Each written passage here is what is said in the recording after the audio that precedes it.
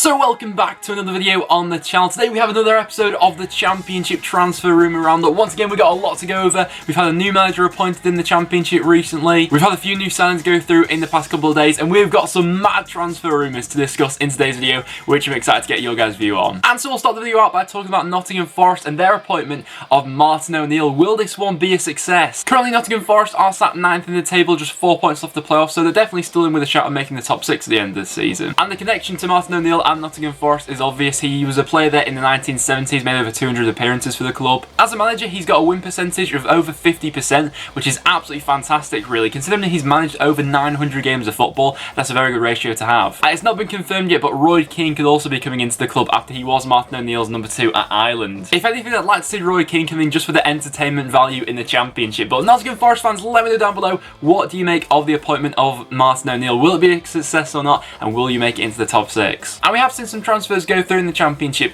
in the past couple of days. We spoke about quite a few of them on the last video, but one that I have been impressed by was Alan Judge making his move to Ipswich Town. Now, Ipswich have done some brilliant business in this January transfer window, in my opinion. And picking up that win against Rotherham at the weekend, maybe they've got a bit more momentum about them now. But Alan Judge moving over from Brentford, he had one phenomenal season with them, scoring 14 goals and picking up 11 assists back in the 2015/16 season. He was on absolute fire that year. He was the best number 10 in the league, and he really was untouchable. He had an average match rating of 7.46. However, his season was cut short after a leg break against Ipswich Town. And since coming back from injury, he's not really been able to force his way back into this Brentford team. Most of his appearances have come off the bench, and he's only scored 1 goal since that horrific injury. If Ipswich can get Alan Judge playing back to his best, then they've got a fantastic player in there. And what I want to know from you guys is, with all the new signs that Ipswich have made, do you see them having a chance of survival now? And so we'll start the transfer rumours out by the big one going around at the moment. That is Kiko Casilla, who's making a move to Leeds United. When I'm recording this video, it's been reported that he is actually having his medical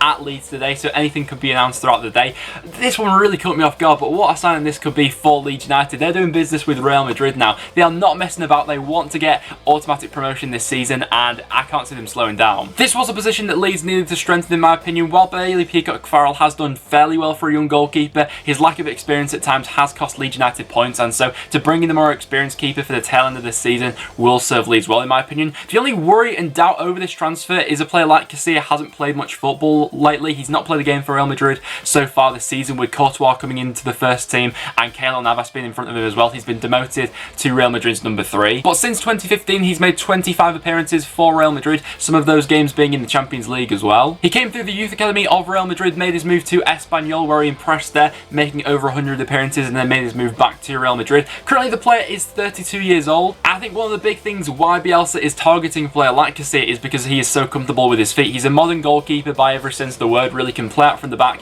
comfortable on the ball, and that's, you know, the number 1 prerogative with a manager like Bielsa. I imagine the wages for a player like Casilla are going to be absolutely astronomical, so that's going to be interesting to see how that all handles itself. But it is really quite staggering where Leeds have gone from the past 2 years to now, you know, with a manager like Bielsa being linked to Real Madrid players. It really has been a transformation of the club over the past few years, and as they go for automatic promotion now, a goalkeeper like Casilla could just be the final piece of the puzzle. And Leeds are also in the news being linked to a few more players at the moment. Daniel James of Swansea City has been one that's been talked about quite a lot recently. Swansea fans, I'm sure, won't be too happy about this. The fee being talked about as well is only around about £3.5 million, which I think is a bit cheap, really. Considering the player is only 20 years old, so far this season scored 1 goal, picked up 3 assists. His overall game for Swansea, though, has been really good. Swansea have got a lot of good youth prospects in their side at the moment. People who are under the age of 22. Swansea have got a lot of players they're going to want to keep hold of. And it's no surprise to see that a club like Leeds are wanting to add a bit more reinforcements to their attacking lineups after losing Samu Saiz. They are in need of another creative outlet, in my opinion, and bringing a player like Daniel James at the age he currently is does make sense for Leeds, but Swansea aren't going to want to let him go. And Leeds have also been linked to Swansea winger Jefferson Montero as well. A bit of a different player to James, in my opinion. He's 29 years old,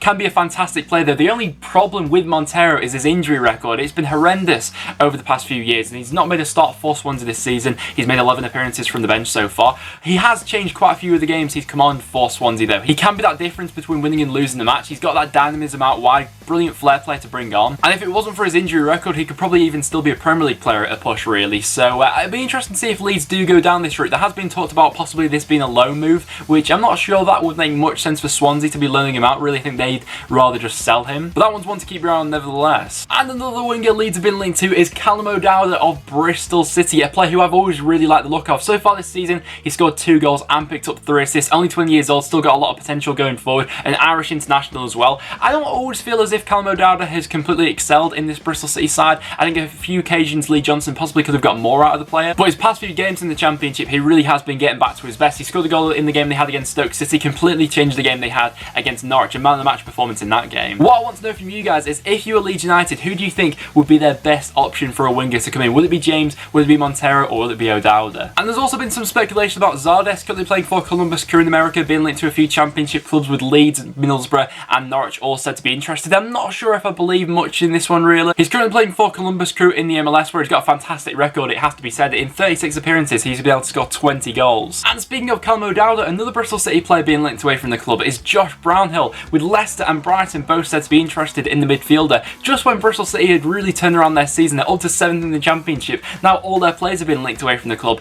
In my opinion, I'd be interested to get some Bristol City fans' perspectives on this, but I think that Brownhill would be a much bigger loss to them than O'Dowda. Over the past few years, Brownhill's become one of their most consistent performers in that midfield position. Throughout this season, I think he's been one of the most consistent players as well. And so far this season, he's been able to score 3 goals and pick up 2 assists as well. So this would be a massive loss for Bristol City if Josh Brownhill was to leave. And another player who's looking like they're off to the Premier League is Chris Mentham from Brentford. We've spoken about Brentford a lot on these transfer videos so far, not necessarily with them being linked to players, but with players being linked away from the club. They've had an abundance of that already in this transfer window. Despite Brentford's defensive record being a little bit shambolic this season, Chris Mentham's been a player who I have liked the look of actually. Only 21 years old, got a lot of potential going forward into the future, and the move does make sense for him in Bournemouth. I don't necessarily think that he's irreplaceable for Brentford though. I think there are players who could come in and fill that position for them. They're just going to need to look to do a bit of business between now and the end of the window. And another player being linked away from Brentford at the moment is Ollie Watkins. So far the winger has been able to score 7 goals and pick up 3 assists. And Southampton in the Premier League, who are also very keen on Mentham, are said to be very interested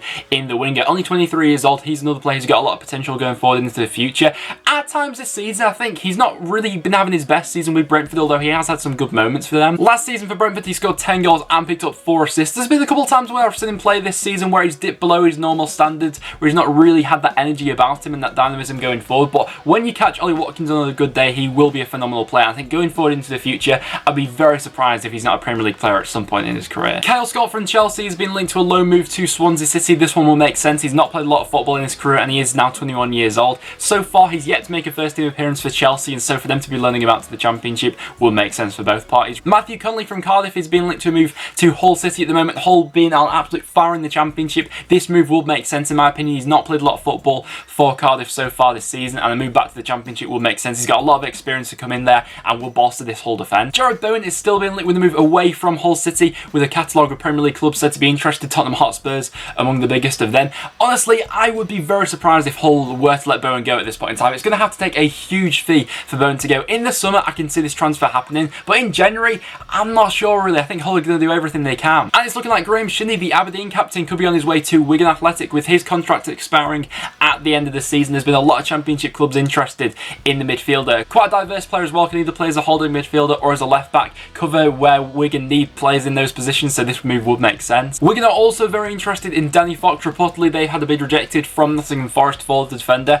It would make sense for Martin O'Neill to want to get to know his squad, so he'll probably make a judgment on this over the next few days. I think he can be a solid Championship defender. At times this season, he's not been brilliant for Nottingham Forest, but going into a new surrounding and a new club like Wigan, I think he could do quite well there. And Micah Richards from Aston Villa is being linked with a move to Celtic. I'm sure that Villa fans just want Richards off the book at this point in time. I believe he's one of their biggest earners on about 35 grand a week, and considering he's not made an appearance for them in over 800 days now, this has got to be one of the just worst transfers that Villa have made in recent years. His attitude and work rate clearly haven't been right, and so the sooner Villa get rid of a player like Richards, the better really for them moving forward. Villa do have a lot of dead wood in their squad. You know, they got a lot of players approaching that age where they're not really much used to Villa anymore, and Richards probably epitomises that. Sheffield Wednesday are the favourites to sign free agent F.A. Ambrose at the moment, with the player previously playing for the likes of Celtic and Hibs in Scotland. He's a player he's 30 years old, can either play as a centre-back or as a right-back, would offer a bit of experience into this Sheffield Wednesday side, but it's another player coming in